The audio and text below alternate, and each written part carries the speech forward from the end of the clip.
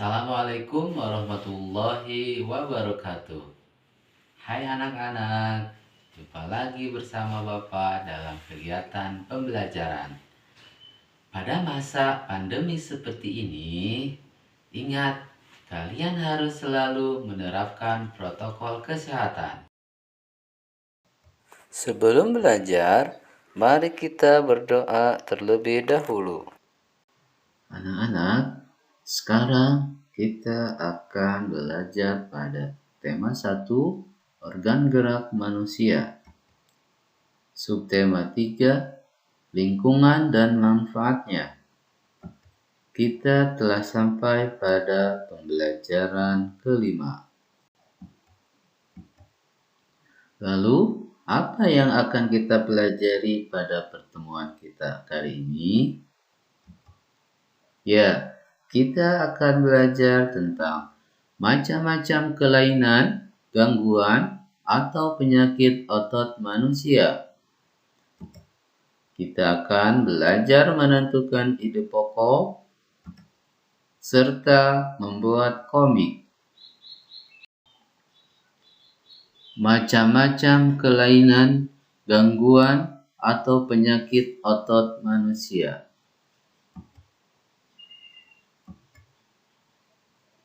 Hipertrofi. Hipertrofi merupakan kelainan otot yang membesar dan menjadi lebih kuat karena sel otot diberikan kegiatan atau aktivitas yang terus-menerus secara berlebihan. Atrofi. Atrofi merupakan kelainan otot yang mengecil, lemah, fungsi otot yang menurun. Hal ini disebabkan karena adanya penyakit polimilitis yang dapat merusakkan sel saraf pada otot.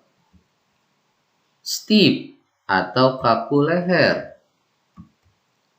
Stiff atau kaku leher merupakan kelainan otot karena adanya peradangan otot trapesius leher akibat gerakan yang menghentak secara tiba-tiba atau salah gerak. Tetanus. Tetanus merupakan kelainan otot yang disebabkan karena adanya infeksi bakteri Clostridium tetani. Tetanus dapat menyebabkan otot menjadi kejang-kejang. Nah, anak-anak, coba kamu amati kembali gambar tentang kelainan organ gerak manusia di samping. Amatilah salah satu gambar kelainan otot. Kemudian, buatlah model sederhananya dengan menggunakan tanah liat.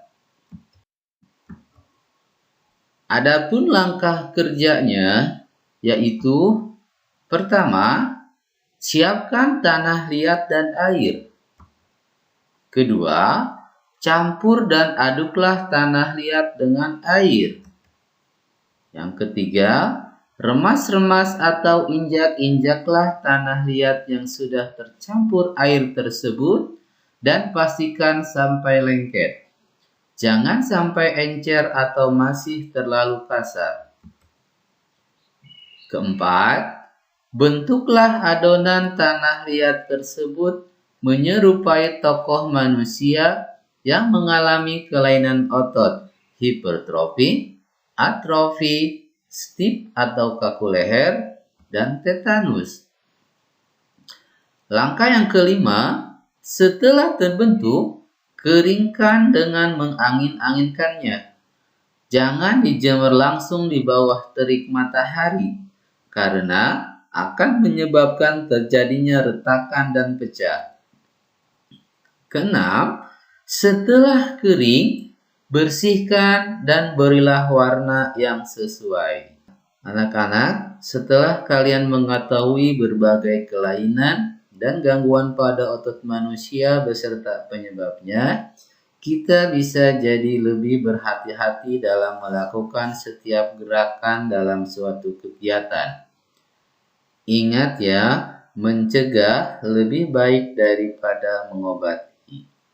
Baiklah anak-anak, setelah kalian mengetahui berbagai macam penyakit kelainan pada otot manusia, saatnya kalian belajar untuk menentukan ide pokok pada setiap bacaan. Mari kita baca teks bacaan yang berjudul Salah Bantal. Salah bantal. Paragraf pertama. Sudah 2 hari ini leherku sakit. Kepalaku tidak bisa menengok ke arah kanan secara lurus atau ke belakang. Setahuku ini penyakit salah bantal. Paragraf kedua. Apa itu salah bantal? Ketika bangun tidur, ada orang yang pernah mengeluh lehernya sakit dan tidak bisa digerakkan.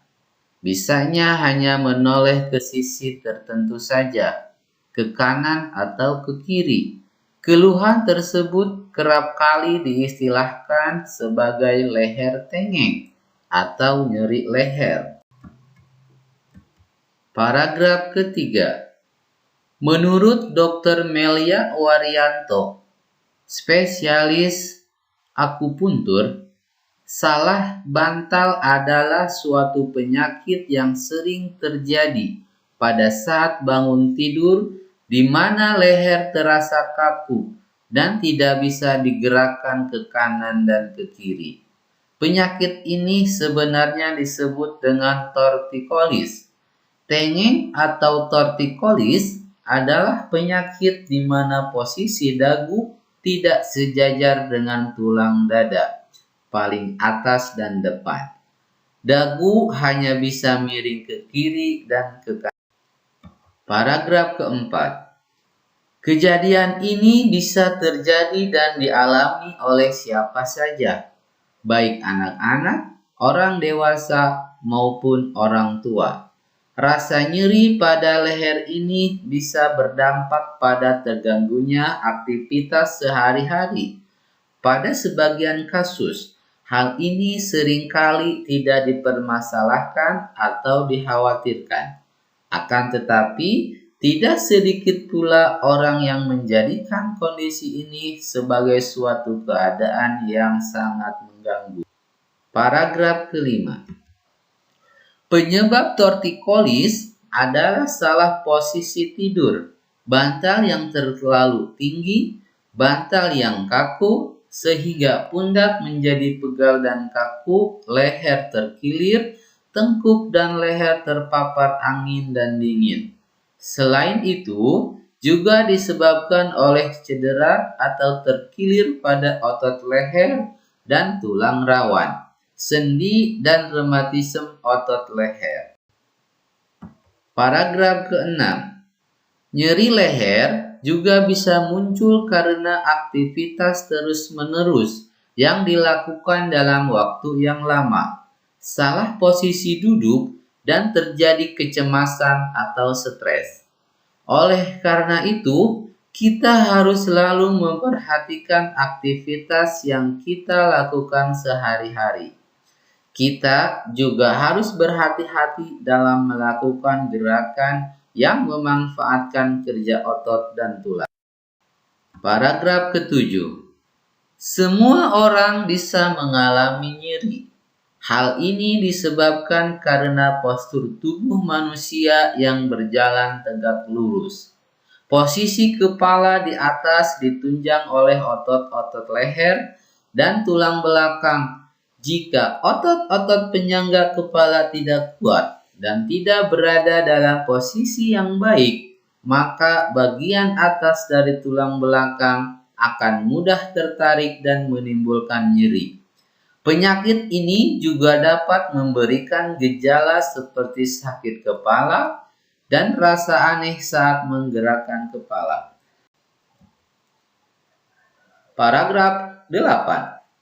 Apabila sudah terkena salah bantal, sebaiknya segera diobati dengan cara dipijat. Namun, dalam memijat harus dilakukan secara hati-hati. Jangan sampai justru menimbulkan masalah lain, seperti salah urat. Pengobatan ini harus segera dilakukan agar tidak mengganggu aktivitas sehari-hari. Paragraf 9. Selain dengan memijat, sakit nyeri pada otot leher dan otot-otot pada bagian tubuh lainnya dapat diobati dengan menggunakan obat-obatan khusus untuk otot. Banyak macam dan jenis obat untuk sakit otot. Ada obat alami dan ada pula obat kimia. Kita pun juga dapat melakukan perawatan sendiri di rumah. Misalnya dengan mengompres, menempelkan koyo hangat, dan mandi air hangat. Paragraf 10. Bagaimana cara agar terhindar dari penyakit salah bantal? Caranya sebagai berikut. 1. Posisi tidur harus nyaman. 2. Jangan menggunakan bantal yang terlalu tinggi dan keras. 3. Jangan tidur dengan memakai kipas angin yang langsung menghadap tubuh. 4. Pada saat tidur, sebaiknya tidak satu posisi saja, bisa miring atau terlentang. 5. Tidur jangan di atas kasur yang keras. Berdasarkan bacaan di atas, maka ide pokok masing-masing paragraf tersebut adalah sebagai berikut. Paragraf pertama, ide pokoknya adalah sudah 2 hari leherku sakit. Paragraf yang kedua, salah bantal dapat menyebabkan leher tengeng atau nyeri leher. Paragraf ketiga, ide pokok, salah bantal adalah suatu penyakit yang sering terjadi pada saat bangun tidur, di mana leher terasa kaku dan tidak bisa digerakkan ke kanan dan ke kiri. Ide pokok paragraf keempat, salah bantal dapat terjadi dan dialami oleh siapa saja. Ide pokok paragraf kelima, penyebab tortikolis. Ide pokok paragraf keenam, penyebab nyeri leher. Ide pokok paragraf ketujuh, semua orang bisa mengalami nyeri. Ide pokok paragraf 8, bila sudah terkena salah bantal, ada baiknya segera diobati dengan cara dipijat. Ide pokok paragraf 9, sakit nyeri pada otot leher dan otot-otot pada bagian tubuh lainnya juga dapat diobati dengan menggunakan obat-obatan khusus untuk otot. Ide pokok paragraf 10, cara agar terhindar dari penyakit salah bantal. Nah, anak-anak, kamu telah mengetahui beberapa aktivitas dan gerakan yang salah dapat menyebabkan gangguan pada otot manusia. Sekarang, coba pilihlah satu aktivitas atau gerakan yang dapat menyebabkan terjadinya gangguan pada otot manusia. Pilihlah aktivitas atau gerakan yang terjadi sehari-hari yang kamu atau orang-orang sekitarmu alami. Kemudian, susunlah menjadi sebuah cerita dan sajikan ke dalam bentuk komik. Apakah kalian masih ingat apa itu komik? Ya, komik adalah suatu bentuk seni yang menggunakan gambar-gambar, tidak bergerak dan disusun sedemikian rupa sehingga membentuk jalinan cerita. Agar dapat membuat komik dengan baik, selain kamu harus mengetahui arti komik seperti yang sudah kamu pelajari sebelumnya, kamu juga harus tahu mengenai ciri-ciri komik yang baik. Ciri-ciri komik yang baik adalah: 1. Komik hadir untuk menyampaikan cerita. Pesan dan informasi disampaikan dengan menggunakan teks dan gambar. 2. Komik harus proporsional. Artinya, keberadaan gambar dan teks yang berimbang membuat pembaca komik seakan-akan terlibat dan berperan langsung ke dalam cerita. 3. Komik menggunakan bahasa percakapan.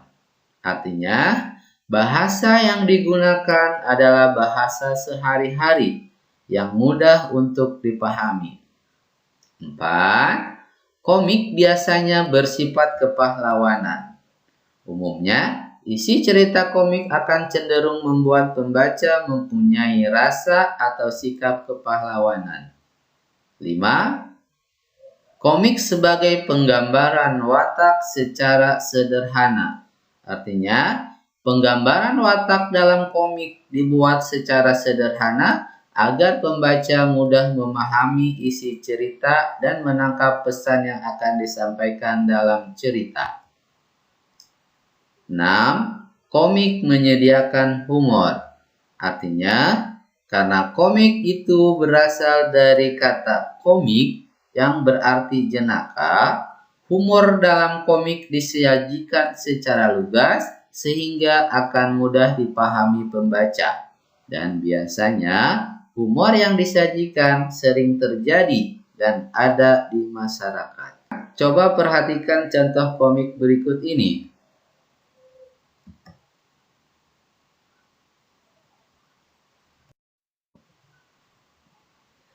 Perlu kalian ketahui, di dalam komik itu terdapat balon kata dan gambar cerita. Nah, anak-anak, berdasarkan gambar ini, mari kita susun komik tersebut. Buatlah kata-kata atau kalimat yang sesuai dengan gambar pada komik tersebut. Contohnya ini.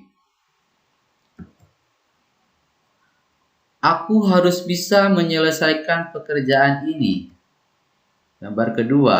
Aduh, pinggangku sakit sekali. Pinggangku sakit sekali. Kenapa, Pak? Selama ini posisi dudukku mungkin tidak benar.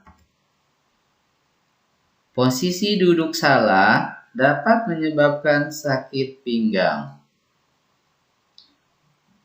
Nah, anak-anak, inilah contoh sebuah komik. Kamu juga bisa membuat komik berdasarkan gambar yang kamu buat. Baiklah anak-anak, pembelajaran kita kali ini telah selesai. Sampai jumpa dan terima kasih. Wassalamualaikum warahmatullahi wabarakatuh.